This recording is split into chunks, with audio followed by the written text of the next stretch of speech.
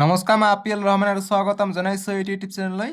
চ' আজি আমি পঢ়িম ক্লাছ 9ৰ মেথছৰ অনুশীলনী 13.2ৰ আমি যোৱা ভিডিঅ'ত 9 নম্বৰলৈকে কৰিছোঁ। আজি আমি 10 নম্বৰ, 11 নম্বৰ আৰু MCQখিনি কৰিম। ঠিক আছে। চ' 10 নম্বৰ প্ৰশ্নটো আমাক দিছে চিত্ৰ 13.12ত, অৰ্থাৎ এইটো চিত্ৰৰ কথা কৈছে। ইয়াত তোমালোকে এটা লেম্পৰ আচ্ছাদনৰ গাঁথনি দেখিছা। এই গাঁথনিটোত সজোৱা ৰঙীন কাপোৰ লগাব লাগে।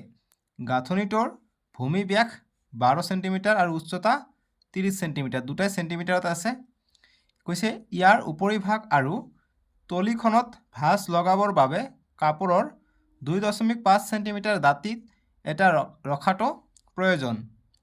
গাঁথনিটোত লগাবলৈ লগা কাপোৰৰ পৰিমাণ নিৰ্ণয় কৰা। চবক এনেকৈ এটা লেম্প দিছে আৰু এক্সট্ৰাকে কিমান আছে, এক্সট্ৰাকে 2.25 মিটাৰ কাপোৰ তলফালে আৰু ওপৰফালে এক্সট্ৰাকে আছে। ঠিক আছে, গতিকে যেহেতু আমাক উচ্চতা দিছে কিমান 30, গতিকে 30 দিছে, গতিকে এইখিনিও ধৰিব লাগিব। ওপৰৰ 2.5 সেন্টিমিটাৰ ধৰিব লাগিব আৰু তলৰ 2.5 সেন্টিমিটাৰ ধৰিব লাগিব। তেতিয়া মুঠ উচ্চতা কিমান পাম আমি 30 আৰু 2.5, অৰ্থাৎ 35 আমি পাই যাম মুঠ উচ্চতাটো। ঠিক আছে। চ' আমি এতিয়া চিত্ৰটো অঁকাই ল'লে আমাৰ সুবিধা হ'ব। পৰীক্ষাটো তোমালোকে চিত্ৰটো অঁকাবা, তেতিয়া তোমালোকৰ অংক কৰাত সুবিধা হ'ব আৰু নাম্বাৰো ফুল পোৱাৰ চান্স থাকে। ঠিক আছে। চ' চিত্ৰৰ কাৰণে নম্বৰ কটা নহয়, কিন্তু তথাপি চিত্ৰটো অঁকাব ভাল হ'ব। গতিকে উচ্চতা দি আছে 30 সেন্টিমিটাৰ, এক্সট্ৰা দি আছে 2.5 সেন্টিমিটাৰ আৰু তলফালে এক্সট্ৰা 2.5 সেন্টিমিটাৰ দি আছে। আৰু ব্যাসটো কিমান দি আছে, ব্যাস দি আছে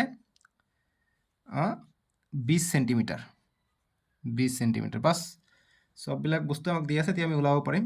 গতিকে চুঙাৰ বক্ৰপৃষ্ঠকালি, অৰ্থাৎ কাপোৰটো বক্ৰপৃষ্ঠকালিত মোৰ খাই পৰিব। গতিকে আমি চুঙাৰ বক্ৰপৃষ্ঠকালি পৰিলে আমি কাপোৰৰ পৰিমাণটো আমি পাই যাম। চ' গতিকে লিখিম যে গিভেন বা দিয়া আছে,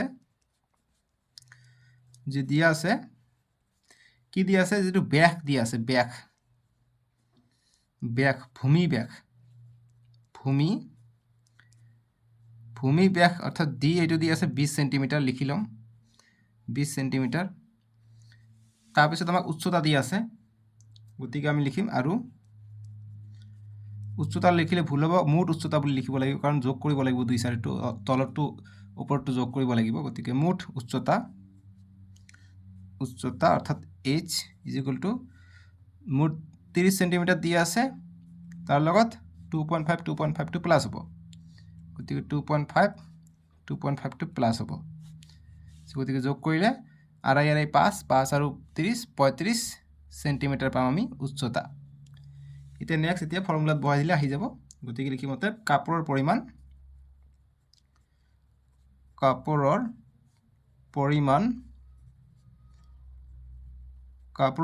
কিমান হ'ব, কাপোৰৰ পৰিমাণটো হ'ব চুঙা আকৃতিৰ লেম্প, গতিকে চুঙাৰ বক্ৰপৃষ্ঠকালি,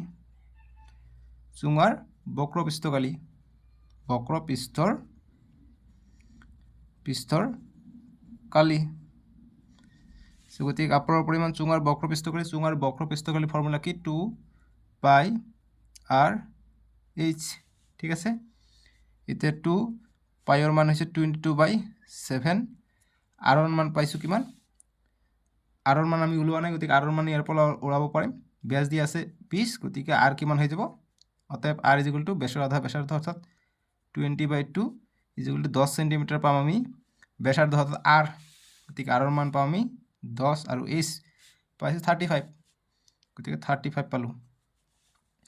এতিয়া কটাকটি কৰিব পাৰোঁ, 7 × 7 5 × 7 35। ঠিক আছে। এতিয়া কৰা আৰু কটাকটি যায় নেকি, নাযায় ন।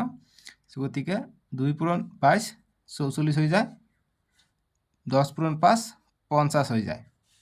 এতিয়া কৰিলে 5 × 4 = 20, 20ৰ 0 হাত থাকে 2, 5 × 4 = 20, 2 22।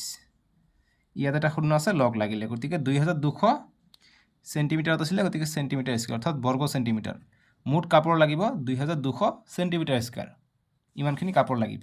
ঠিক আছে, এইটোৱে আমাৰ এনচাৰ।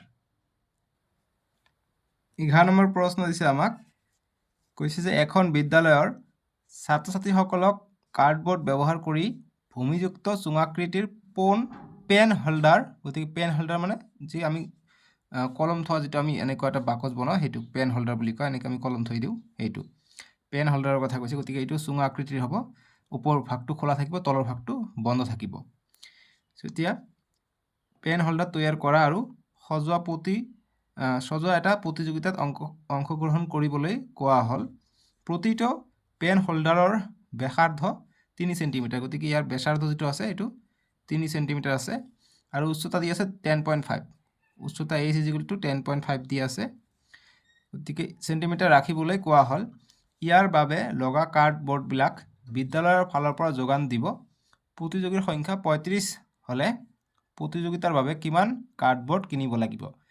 ইমানখিনি এটা এনেকুৱা ধৰণৰ এটা পেন হোল্ডাৰ বনাব কৈছে আৰু মুঠ 35 জন প্ৰতিযোগীয়ে এনেকুৱা পেন হোল্ডাৰ বনাব। গতিকে বিদ্যালয়ৰ পৰা এই কাৰ্ডবৰ্ডখিনি যোগান দিব, গতিকে কিমানখিনি কাৰ্ডবৰ্ড লাগিব সেইটো সুধিছে। আমি প্ৰথমত এটাৰ কাৰণে কিমান কাৰ্ডবৰ্ড লাগে সেইটো চাই লওঁ, তাৰপিছত আমি 35 দি পূৰণ কৰি দিলে আমাৰ এনচাৰটো ওলাই পৰিব। ঠিক আছে, 11 সলিউশনটো আমি কৰিম। যে দিয়া আছে বা ইয়াত বা দিয়া আছে বুলি লিখি লওঁ, যে দিয়া আছে কি দিয়া আছে, ব্যাসাৰ্ধ দিয়া আছে, অৰ্থাৎ ডাইৰেক্ট r বুলি লিখি লওঁ। r দিয়া আছে আমাক 3 সেন্টিমিটাৰ। তাৰপিছত উচ্চতা দিয়া আছে অৰ্থাৎ h ডাইৰেক্টও লিখিব পাৰি 10.5 সেন্টিমিটাৰ। ঠিক আছে, এতিয়া আমি লিখিম যে যিটো এটা পেন হোল্ডাৰ আছিলে, যে এটা পেন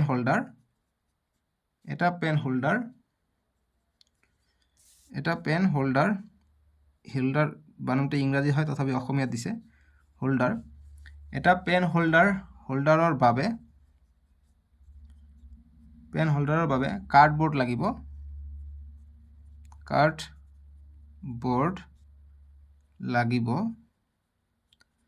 কিমান লাগিব?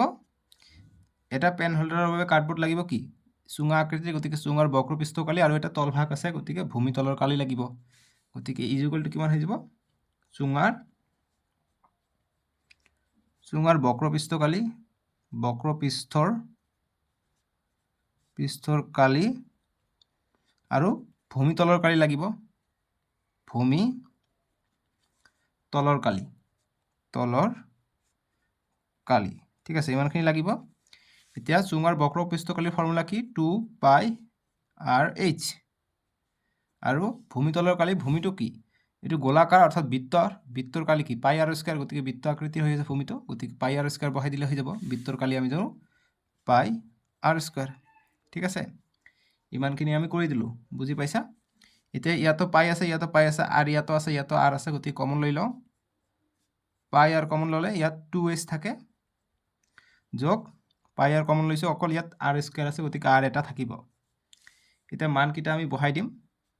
πৰ মান 22/7, r মান আমাক দিয়ে 3 সেন্টিমিটাৰ, এইফালে 2 × h হৈছে 10.5 যোগ r মান হৈছে 3 সেন্টিমিটাৰ। এতিয়া নেক্সট চাওঁ, এতিয়া এইটো পূৰণ কৰি দিওঁ। 3 × 2 = 6, 3 × 2 = 6, 66/7 ইনটু এইটো কৰিলে কিমান হয় তোমালোকে চোৱা, 2 × 10.5 পূৰণ কৰিব লাগিব। 10.5 2 পূৰণ কৰিলে কিমান হৈ যায়, 10 2 × 20 হৈ যায়, নহয় জানো? 20 হৈ যায় আৰু 0.5 কৰিলে 1 বাঢ়িব, গতিকে 21 পাই যাম। তোমালোকে এনেকৈ কৰা, 105 আছে বাই 2, 2 5 × 10, 10 0 হাত থেকে 1, 2 0 0 1টো ইয়াত আহিলে 2 1 × 2, গতিকে 1 ঘৰ আগত দশমিক আছিলে, 1 ঘৰ আগত দশমিক হ'ব, অৰ্থাৎ 21 পাই যাম।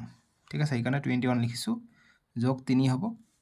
নেক্সট লাইন কি হ'ব, 66/7 ইনটু 21 আৰু 3 24 হৈ যায়।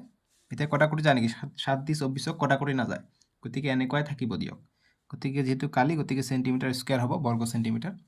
এতিয়া ইমানখিনি এটাৰ কাৰণে যোগান ধৰিব লাগে। এতিয়া 35 জন ষ্টুডেণ্ট আছে, গতিকে 35 দি পূৰণ কৰিব লাগিব। গতিকে লিখিম অতএব বিদ্যালয়ে কিমান যোগান ধৰিব লাগিব সেইটো লিখিব লাগে। গতিকে যে অতএব বিদ্যালয়ৰ ফালৰ পৰা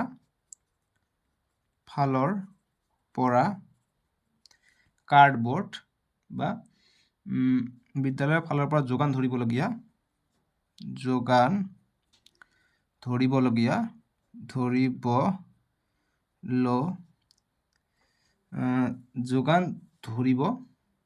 যোগান দিব, যিহেতু প্ৰশ্নত কৈছে, গতিকে দিব বুলি দিওঁ, যে বিদ্যালয়ৰ ফালৰ পৰা যোগান দিব লগা কাৰ্ডবৰ্ডৰ কাৰ্ডবৰ্ডৰ কালি মুঠ কিমান কাৰ্ডবৰ্ড লাগিব গতিকে কাৰ্ডবৰ্ডৰ কালিটো আমি ওলাব লাগিব মুঠ গতিকে কালি ইমান আছিলে গতিকে 35 জন ষ্টুডেণ্ট আছে 35 পূৰণ ইমান হ'ব 66/7 ইনটু 24 এতিয়া কটাকটিটো 7 × 7 5 × 7 35 এতিয়া এইকেইটা থাকিলে 5 × 66 × 24 এতিয়া এইকেইটা পূৰণ কৰি দিলে আমাৰ এনসাৰটো ওলাই পৰিব সো প্ৰথমত 66 × 5 কৰোঁ 5 6 × 30 30ৰ শূন্য হাত থাকে 3 5 6 × 30 30 আৰু 3 33 330 পালো এতিয়া 24 দি পূৰণ কৰিব লাগিব গতিকে 24 দি পূৰণ কৰিম 4 0 0 4 3 × 12 2 হাতত 1 4 3 × 12 1 13 নেক্সট 2 0 0 2 3 × 6 2 3 × 6 0 2 9 7 গতিকে 7920 দশমিক নাছিলে দশমিক আৰু দিব দৰকাৰ নাই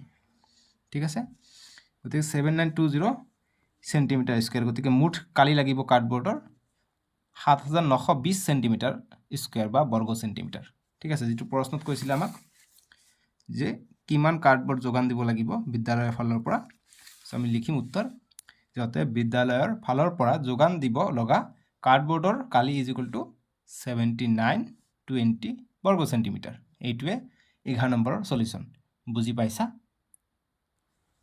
সো এইটো অনুশীলনী শেষ পালে আমি নেক্সট ভিডিওত 13.32 কৰিম তাৰ আগতে আমাক এমসিকিউ কেইটা জনাৰ দৰকাৰ আছে সো আমি এমসিকিউ কেইটা প্ৰথমত এইটো অনুশীলনীৰ পৰা কেনেকুৱা ধৰণৰ এমসিকিউ আহিব পাৰে সেইখিনি আমি চাই লওঁ কিয়নো এমসিকিউ তোমালোকৰ পৰীক্ষাত আহিব ঠিক আছে সো এমসিকিউ কেইটা চাই লওঁ তাৰ পিছত ডেসক্ৰিপচনত তোমালোকে 13.32 পাই যাবা